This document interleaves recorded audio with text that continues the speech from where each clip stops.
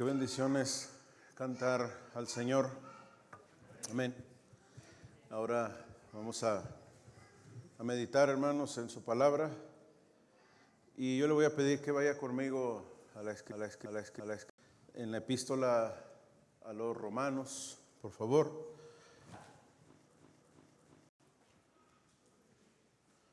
Romanos número 13.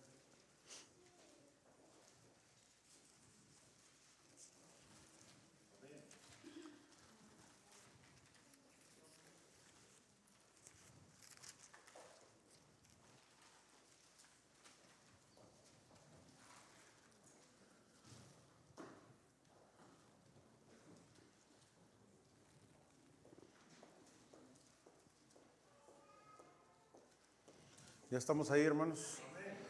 Romanos 13. Vamos a dar lectura, hermanos, al versículo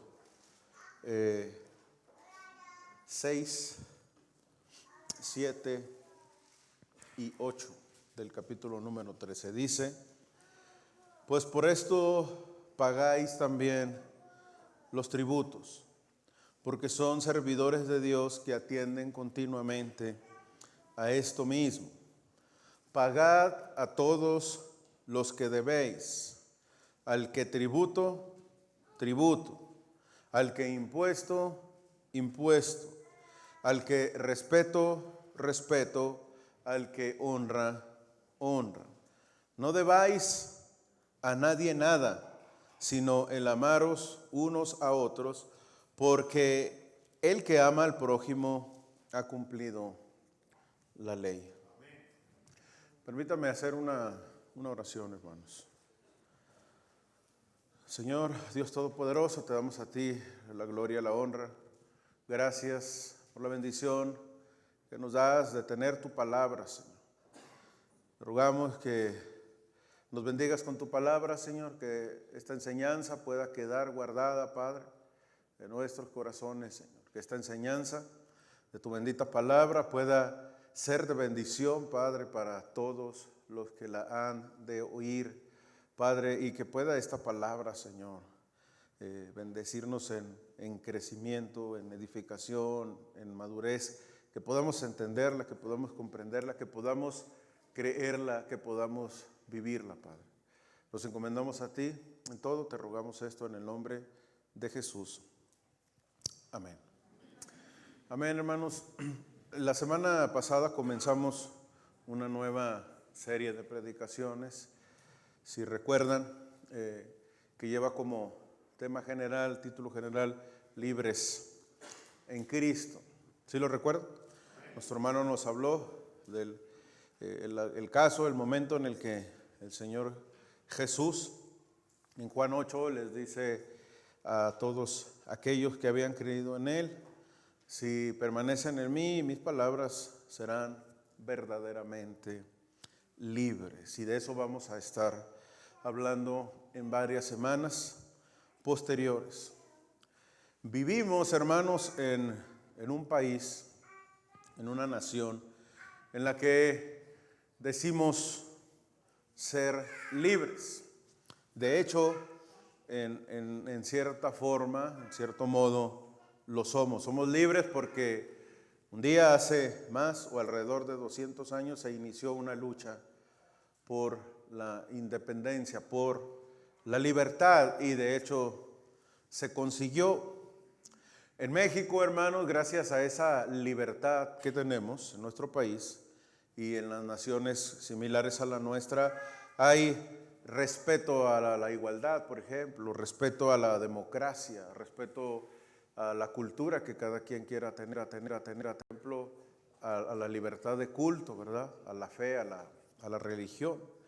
La gente, según esta libertad, creer lo que quiera. Puede vivir de la manera en que, siempre y cuando, obviamente, con la libertad de otros. En nuestro país, en nuestra cultura, hermanos, hay muchas cosas que podemos hacer libremente, aunque no necesariamente edifiquen o convengan. el aspecto de la psicología, hermanos, el ser humano es único con respecto a la libertad. ¿Por qué? Porque dicen que es un ser libre para tomar sus propias decisiones. Estas decisiones en el que vive. Desde que somos niños, dicen, vamos adquiriendo, hermanos, libertad para tomar nuestras propias decisiones. Ya no queremos hacer lo que nos dicen nuestros padres, porque tenemos nuestro propio criterio y porque por humanidad aspiramos a la libertad, a ser libres. A medida que los niños amplían su conocimiento del mundo, hermanos, y descubren muchas cosas, descubren también algo, descubren que su madre no es el único recurso para la supervivencia y que pueden llegar a prescindir de ella. Los seres humanos decimos que somos libres, hacer lo que queramos, pero al mismo tiempo, paradójicamente, Cristo nos dice que si Él nos libera y vivimos para hacer su voluntad nuestra, paradójicamente, entonces, de verdad, y solo hasta entonces, seremos libres. La libertad que ofrece no es, hermanos, como nosotros pensamos, hacer libertad para hacer lo que nosotros queramos, sino que la palabra de Dios nos dice que, contrario a lo que pensamos, la verdadera libertad no es hacer nuestra voluntad, la voluntad de nuestro Señor. ¿Qué piensa de eso? Somos libres verdaderamente. Bueno, nuestro hermano ya nos habló la semana pasada de la situación que estaba ocurriendo, lo 8 de Juan, lo que narra el evangelista Juan. Y nos dice que había una situación donde Cristo estaba enseñando a un grupo de personas que ya habían creído en Él. Eso nos narra el Evangelio. Y que como habían creído en Él, le seguían. Pero encontramos en ese párrafo de Juan 8, 31 en adelante, que el Señor hace una diferencia diciéndoles, si ustedes permanecen en mi voluntad, en mis palabras, en mi enseñanza, entonces, y solo entonces será cuando de verdad serán libres. Antes de eso, no es posible, hermano. Hay una realidad que eso no lo dice necesariamente la psicología, sino que de hecho se contrapone. Hay en nuestro tiempo, contrario al pensamiento de que somos libres para hacer muchas cosas, en realidad la experiencia misma de la vida nos dice que muchas personas vivimos esclavos de muchas cosas. Así como aquel que esclavo es del pecado, el pecado es su señor, hermanos. Así los seres humanos tenemos por nuestra forma de ser a esclavizarnos a muchas cosas. ¿Por qué? Porque esclavo es quien se somete bajo el yugo de algo, bajo el control de algo, se somete bajo su control. Y muchas veces esto sucede sin darnos cuenta. Por eso las palabras de Jesús al día de hoy, hermanos, siguen vigentes. Si permanecen en mí y en mis palabras, serán mis discípulos y serán verdaderamente. Ser esclavo, hermanos, no siempre significa necesariamente cadenas o latigazos, ¿no? La esclavitud más efectiva, hermanos, dice la experiencia misma, aquella que se disfraza de normal. Nos habituamos y solemos decir frases como, así es la vida. Vivimos sometidos a muchas fuerzas, hermanos, que controlan nuestro tiempo, nuestros deseos. Y lo más peligroso es, como decía, que muchas veces no nos damos cuenta porque esto se ha normalizado. Algunas de las principales esclavitudes modernas en las que podemos caer y que muchos autores, filósofos y hasta gente común ya han señalado, podemos enlistarlas, hermano. Podemos hacer una lista, pero voy a mencionar unas de las más comunes. En la actualidad vivimos esclavos, muchos viven esclavos de la tecnología y las redes sociales. Esclavos de la validación y de una cierta adicción a la dopamina que genera esa validación. Cada vez que la gente comparte cosas y los demás le dan like, me gusta, me encanta, la gente libera dopamina y vive esclavo de eso y tiene una necesidad de entonces seguir subiendo cosas cada día y cada vez más cosas. Vivimos esclavos, hermanos, la humanidad del sistema productivo, ese llamado 24/7. En una ocasión, un compañero en el trabajo en el que estaba, delante de un cliente, reunidos en una junta de presentación, dijo, no, nosotros en la compañía estamos a la orden de ustedes, ustedes mandan, ustedes deciden, nosotros en la empresa para con ustedes somos 24/7. Y yo cuando escuché eso dije, discúlpenme, pero no, sí. Digo que por eso ya no estoy ahí. Pero el punto es, hermanos, que hay un sistema productivo que nos han vendido, ¿sí? Que es sinónimo de valor personal. Somos esclavos del reloj, de controles interminables. La sociedad, hermana, a autoesclavizarnos voluntariamente. Mucha gente vive esclava de sus de expectativas sociales, de, como se dice coloquialmente, del qué dirán. ¿Sí? Viven esclavos de eso, viven para eso, para el qué dirán. Algunas otras personas batallamos con esclavitudes que son adicciones sutiles. Por ejemplo, hermanos, el teléfono, al reconocimiento externo.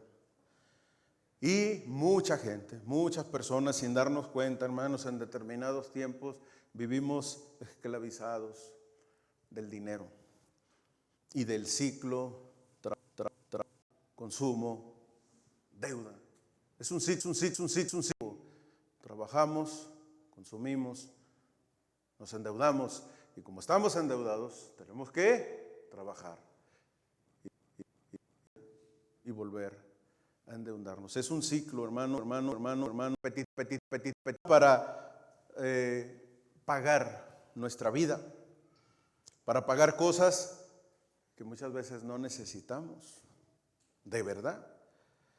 Vivimos endeudándonos, hermanos, muchas personas lo hacen, o dando tiempo para mantener un estilo de vida que la publicidad nos vende como algo que es indispensable.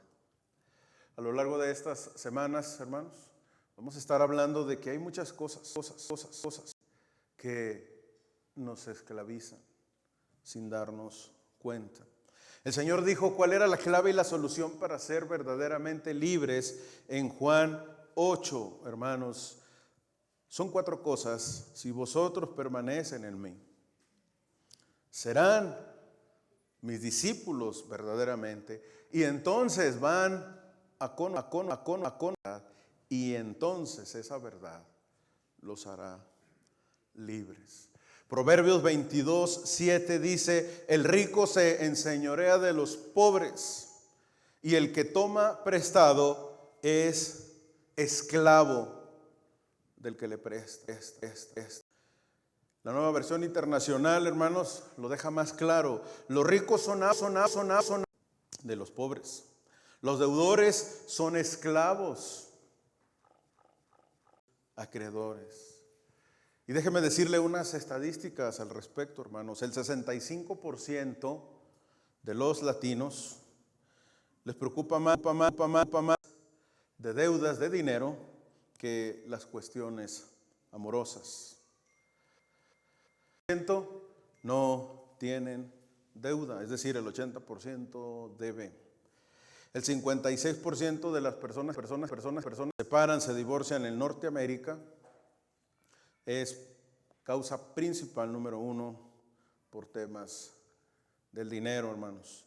75% tienen más deudas en tarjetas de crédito que no pueden pagar que en ahorros. En cuanto nos pagan, a la mayoría, el dinero se desvanece, ¿verdad? Mágicamente se esfuma de nuestras manos, hermano. ¿Por qué? Porque ya lo debemos. ¿Por qué vivimos o por qué viven muchos hermanos? En algún tiempo, muchos de nosotros hemos pasado por ahí, he andado ese camino, hermanos. Somos esclavos de las deudas. Bueno, es un tema cultural que tenemos que entenderlo. La palabra de Dios habla ampliamente de esto, hermanos. Bueno, vivimos así porque muchas veces tenemos una cultura de la apariencia, ¿sí? Y la apariencia nos esclaviza, aparentar lo que no somos, lo que no tenemos, hermanos, entre nosotros. Y este es un tema interesante, hermanos, porque es triste que hogares, como decía, son destruidos por causa de problemas de dinero que tienen que ver mayormente con deudas. Estamos esclavizados en un círculo, consumo, deuda, trabajo, consumo, deuda, hermanos. Vivimos como seres humanos, aunque el Señor nos dijo, no codiciarás las cosas que tiene tu prójimo, ¿verdad? Compitiendo contra ese prójimo, hermanos. Nosotros también queremos lo que nuestro prójimo tiene. Si mi vecino, yo puedo hacer una mejor, ¿sí? Más grande, con mejores grupos, regalos, más invitados, vean que yo puedo hacerlo. En una ocasión me dijo un hijo que conozco de Saltillo, me dijo, me voy a casar. Le dije, ¿y yo qué culpa tengo, verdad? El punto es que él estaba buscando, pues, préstamos, créditos, y se acercó conmigo para eso. Y le dije, ¿por qué? Pues, ¿te vas a casar o vas a comprar la novia? Porque me decía que necesitaba 200, 300 mil pesos. Y digo, pues, ¿qué? ¿Te la van a vender o por qué tanto dinero? Que, pues, necesito porque ya dones y esto, y el regalo y donde vamos a ir y entonces, bueno, como decimos, ¿verdad? Los mexicanos, el muchacho quería aventar la casa por la ventana, hermanos, y decir que se casó. Avisarle a todo, que todos sepan que me casé, como si fuera algo para andar presumiendo, ¿verdad? Eso es un chistecillo, no se agüite. Sí. Todavía anda presumiendo. Ese compañero se casó, se endeudó, y al año lo único que le quedaba del matrimonio era la deuda que había contraído porque se separó a los 7 meses. Me vendió unos sillones bien baratos que había comprado en Liverpool. Bueno, que aprovechar. Hermanos, aparte de la apariencia, nosotros vivimos en una cultura de gastar todo lo que ganamos y hasta si se puede, pues un poquito más. Y hay un pensamiento, hermanos, es común pensar que las tarjetas de crédito representan el dinero extra que tenemos, cuando no es así, es al contrario. Es una tremenda responsabilidad que nos esclaviza, que como una cadena esa cosa, hermanos, que nos amarra. Aparte del acto de apariencia y la cultura del despilfarro, hermanos, somos también muy dados a ser indulgentes, es decir, complacientes, autocomplacientes, ¿verdad? Y hay muchas frases que describen eso. Yo me lo merezco, ¿sí? Para eso trabajo. Decía un comercial de los 90s, lo acabo de ver porque a mi hermano más chico le gusta ver, le gusta ver otra cosa más que comerciales en su tablet. Un comercial de L'Oreal de los años 90 que dice, porque eso es todo, ya ven cómo, porque yo lo valgo. Esa es una cultura, hermanos. La apariencia, hermanos, el despilfarro, el consumo, la autocomplacencia, está ligado a una misma cosa, ¿sí?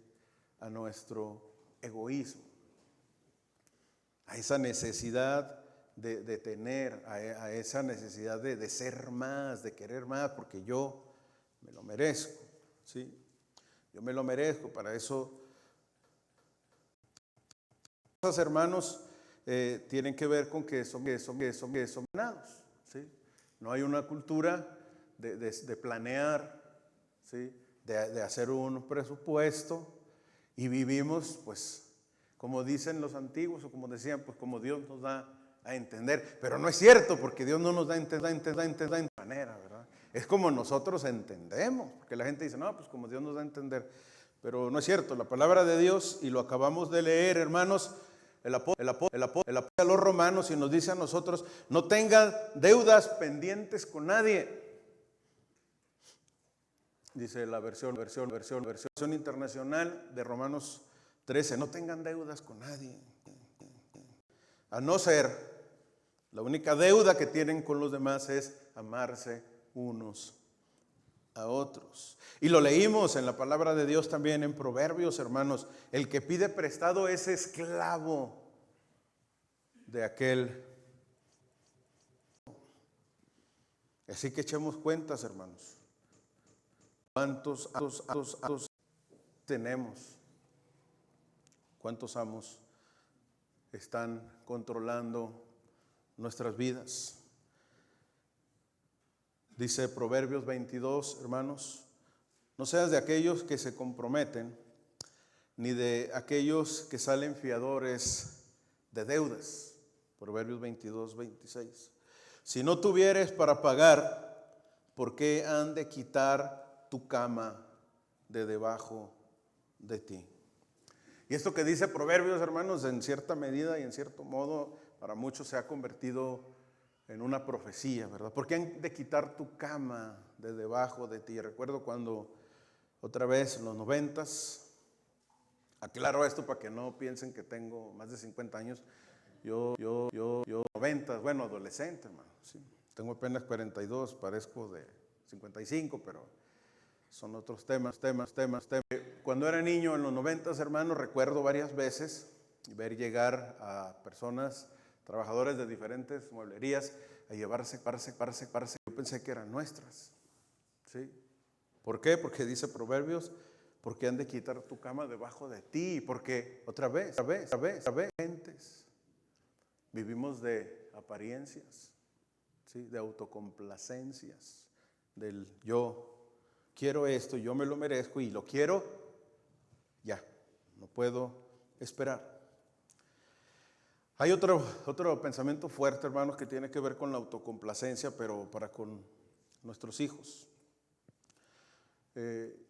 Muchos de los que crecimos, ¿sí? Con ciertas limitaciones, sin sacar el violín ni nada, cuando crecemos, hermanos, cometemos errores. Y hay un pensamiento generalizado de mi generación que dicen, yo quiero darle a mis hijos lo que yo no tuve, ¿sí? Ese pensamiento, hermanos, ha arruinado a muchas familias. Queremos comprarle a nuestros hijos todos los juguetes que no tuvimos de niño, porque nuestros papás no pudieron darnos, los hermanos. Que nuestros hijos tengan lo mejor, que tengan lo último en tecnología, tablets, celulares, videojuegos, los que hay. Queremos que tengan ropa por montones, pares de zapatos, tenis, botas, que vistan bien, para que la gente pueda ver, ¿sí? Que soy exitoso. Otra vez, la apariencia, la codicia, ¿sí? Y hacemos de nuestros hijos nuestros amos, porque luego nos gobiernan y nos exigen cosas que no podemos darles. Queremos que estén en los mejores colegios, en el más caro que podamos, damos educación pública, ¿sí? Hay un pensamiento, nos sirve, ¿sí? Los que estudian en escuelas de gobierno, dice mucha gente, los he escuchado, dice la raza sin ofender, salen bien burros, ¿verdad? Yo cuando escucho eso, pues sí me ofendo porque siempre estudié en escuela pública, hasta que la empresa me pudo pagar una en otro lado, pero tenemos esos pensamientos, hermano. En una ocasión sentado con una persona a la que estaba aconsejando, no es de la iglesia, el tema de esto, me decía muchas cosas y le organicé ahí más o menos como pude el asunto y le dije, ¿sabes qué? Es que pues ganas tanto y gastas tanto, o sea, los números no dan, tienes que quitar gastos, a ver, ¿qué gastos puedes quitar? Empezamos a revisar. No. Le digo, ¿sabes qué? Hay un gasto, el más fuerte que tienes y que te está pegando es el de tus hijos. El colegio es carísimo, es el 35% de tu sueldo en el colegio. No es posible, necesitas quitar, no, haga de cuenta que la ofendí, hermano. Si no, ¿cómo? O sea, mis hijos no, son todo para mí. Bueno, ella estaba esclava, porque había decidido, ¿verdad? Los hijos no tenían la culpa, eso estaban acostumbrados porque así lo había hecho. ¿Es malo tener deudas, hermanos, a la luz de las Escrituras? Bueno, la respuesta es que no es malo. Las empresas subsisten así, crecen de hecho, pero lo hacen planeando, hermanos, adecuadamente. Y Dios de orden, ¿sí? Nos ha dejado principios en su palabra para esto, hermanos.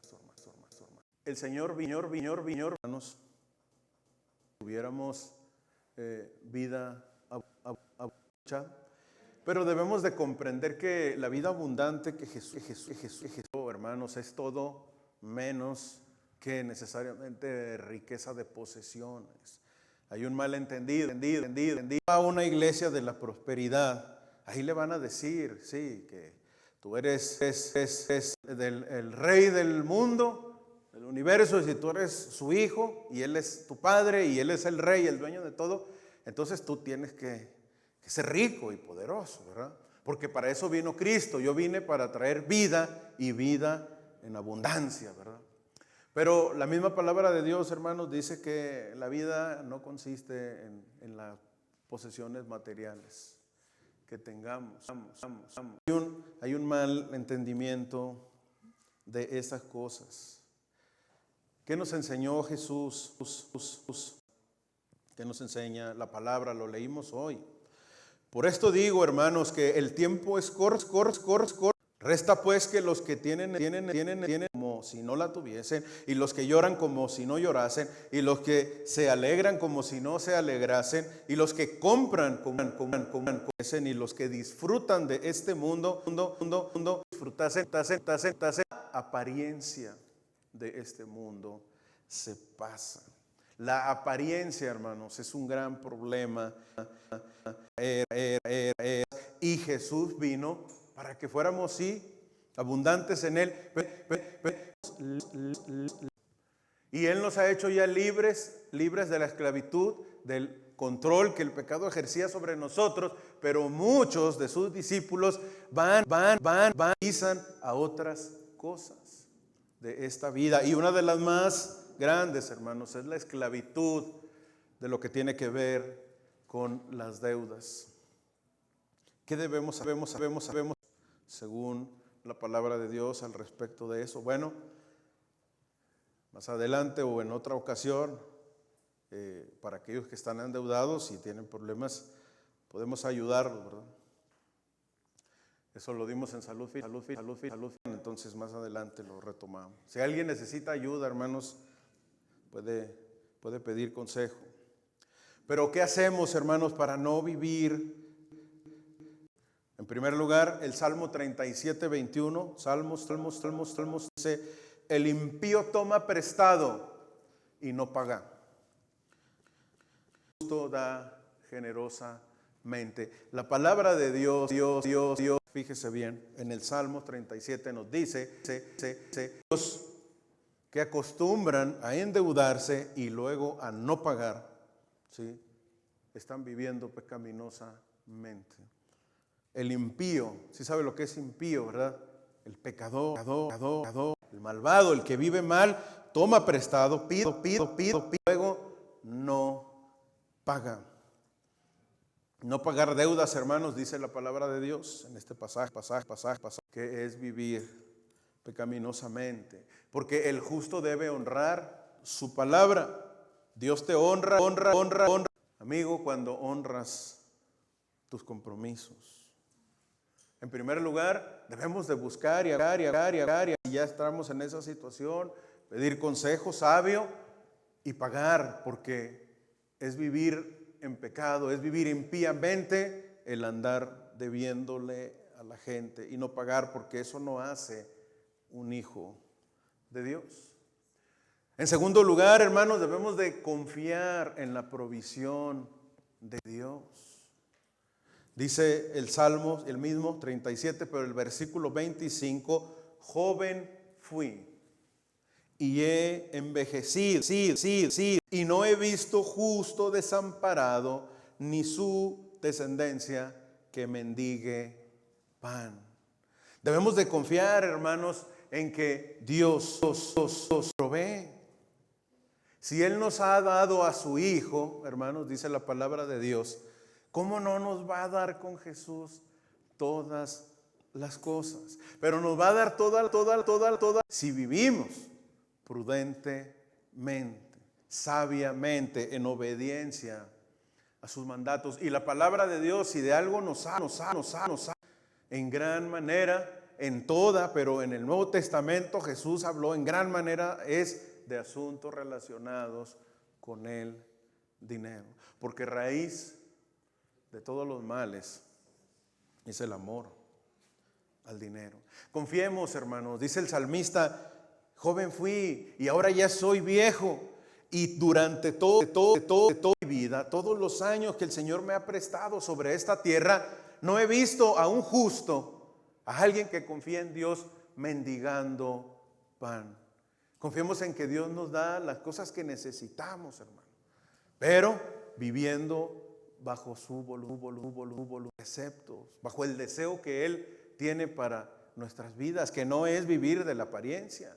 Y por la apariencia y por la indulgencia nos endeudamos teniendo o adquiriendo cosas que no necesitamos, como dijo alguien, ¿sí? Para impresionar, que ni nos topa, ¿sí? Necesitamos, ¿sí? Para la gente a la que no le importamos. El Señor, hermanos, no tiene ese deseo para con sus hijos. No tiene ese deseo, no es el deseo de Dios. El deseo de Dios es que si Cristo vino para darnos libertad, hermanos, en Él desea que seamos libres de cualquier cosa. Como decía, hay muchas cosas que nos pueden esclavizar porque nos gobiernan, porque nos controlan. Y entramos en un círculo que se repite, y vivimos. ¿Sí? Hay hermanos, hay personas que dicen, hemos escuchado, nos ha pasado, hermanos, como decía, hemos andado ese camino que vivimos esclavos. ¿Por qué? ¿Por qué? Porque debemos y necesitamos pagar. Y es un trabajo que nos aleja de las cosas de Dios y en el cual no podemos servir a Dios. Estamos con la familia y en el cual hacemos muchas cosas. ¿Por qué? Porque estamos de deudas o de deseos o de apariencia. Y el Señor vino para darnos libertad, hermanos. Mucha gente que vive en depresión, gente que se ha suicidado, hermanos, por estar no hay una manera de salir de esa esclavitud, así lo ven, más que quitándose la vida. Pero el Señor, hermanos, no vino para eso. ¿Qué debemos hacer? Hebreos 13:5, hermanos. Sean vuestras costumbres sin avaricia, contentos con lo que tenéis, porque Él dijo, no te desampararé, ni te dejaré. Contentos, hermanos. El contentamiento, hermanos, contentos con lo que tenemos ahora, no contentos cuando tengamos más, no contentos cuando ganemos más, no contentos cuando nos suban el sueldo, no contentos cuando compre una mejor casa, una más grande, una nueva, no, contentos con lo que tenemos ahora, en este momento, hermanos, porque Dios nos lo ha dado.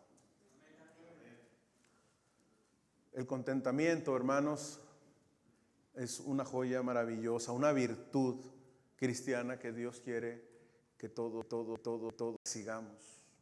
No que persigamos el oro, sino que persigamos la virtud de estar contentos con lo que tenemos. No es resignación, no es comodidad. Claro que podemos aspirar a algo mejor, a tener una mejor casa, sí, por supuesto, una mejor ropa, sí, que nuestros hijos vivan mejor, que las condiciones de ellos, si es posible, estén mejor que las que tuvimos nosotros, pero sea que sí tengamos más, o sea que tengamos lo que tengamos ahora, teniendo sustento y abrigo, estemos contentos con esto, dice el apóstol Pablo, hermanos. No lo digo porque tenga escasez, pues he aprendido cualquiera que sea mi situación. Sé vivir humildemente y sé tener abundancia. En todo y por todo estoy enseñado. Así para estar saciado, así para padecer hambre, así para tener abundancia, como para padecer necesidad. Todo lo puedo en Cristo que me fortalece. He aprendido a contentarme, hermanos. El contentamiento no es algo con lo que podemos aprenderlo. En las pruebas, en la espera, hermanos, Dios nos ha enseñado esto, hermano. Él es nuestro Señor. Pero gran ganancia es la piedad acompañada de contentamiento. ¿Por qué? Porque nada hemos traído a este mundo y sin duda nada podremos sacar. Dice Pablo. Así que, teniendo sustento y abrigo, estemos contentos con eso. ¿Qué le parece? Imaginemos un hombre cargando una mochila pesada. Cada hermanos, la mochila evidentemente adquiere más peso. Sudor, cansancio, dolor en la espalda. No puede correr, no puede vivir con libertad. Así son las deudas para muchos hermanos. Lo que dije en Proverbios es real. El rico es amo, es señor, pide prestado. Y el que pide prestado es esclavo que le prestó. Las deudas quitan el sueño, hermanos. Roban la paz. Nos hace esclavos de instituciones, de empresas, intereses que nunca terminan. Pero Dios nos dice, yo no te creé para ser esclavo de nadie. Solamente esclavo mío por amor. Hermanos, quiero terminar diciéndoles que el Señor desea que no tengamos deudas pendientes con nadie. No debas nada a nadie, sino el amaros los unos a los otros. No debas nada a nadie. El apóstol Pablo sí de deuda económica, pero no solamente está eso, hermanos. Está hablando de que libres totalmente. Hay dos tipos de deudas, y eso quiero decirlo también para todos aquellos que no conocen a Cristo, que no han decidido entregar. Hay dos tipos de deudas, hermanos, que podemos tener en esta vida: deudas materiales, que a veces situación que no podemos pagar. Pero hay una deuda mayor, una deuda eterna, una deuda que ninguno de nosotros podía pagar. Y esa deuda es la deuda. Lo mejor, hermanos, de todo esto, la gran noticia, es que, bueno, nosotros que nos hemos metido en deudas, podemos, por gloria de Dios, con consejos, siguiendo los principios que hemos dicho, podemos salir de ahí. Pero hay una deuda de la cual ningún ser humano podíamos salir, hermanos, amigos. Pero la gran noticia y la bendición que alguien ya pagó esa deuda que teníamos. Colosenses, hermanos, capítulo 2, 14, dice: Dios anuló el documento de deuda que había contra nosotros y que nos obligaba, y Él lo eliminó clavándolo en la cruz. Amigos, Señor Jesús pagó en la cruz del Calvario, hizo lo que nadie podía hacer. Él murió por una deuda imposible y Él la pagó toda. Él canceló el documento de deuda que había contra nosotros y lo clavó en medio de su cruz. Era un acta que podía encarcelarnos en una prisión eterna, pero Él para eso vino, para que fuéramos libres, hermanos. Pensemos en eso, meditemos en eso. Es irónico vivir en un país libre y al mismo tiempo esclavos. Esclavos de nosotros mismos, esclavos de los demás, esclavos del dinero, esclavos del pecado. El Señor vino a hacernos libres y Él nos ha hecho libres. Vivamos así en consecuencia a ese acto maravilloso que Él hizo por nosotros, porque Él vino para que verdaderamente libres. Al Señor, hermanos. Bendito Padre, Señor, te damos las gracias por tu palabra, Señor. Gracias porque tu palabra, Señor, es clara, es profunda, Señor, y discierne nuestros pensamientos, Señor. Te ruego que bendigas a cada uno de los que han escuchado tu palabra. Señor, que esta palabra sea de bendición para su vida, que esta palabra pueda ayudarles, que pueda bendecirles y que pueda confrontarnos también, Señor, en las cosas que necesitamos quizás acomodar. Bendícenos, Señor, te lo rogamos. Nos encomendamos a ti en todo, en el nombre de Cristo Jesús. Amén.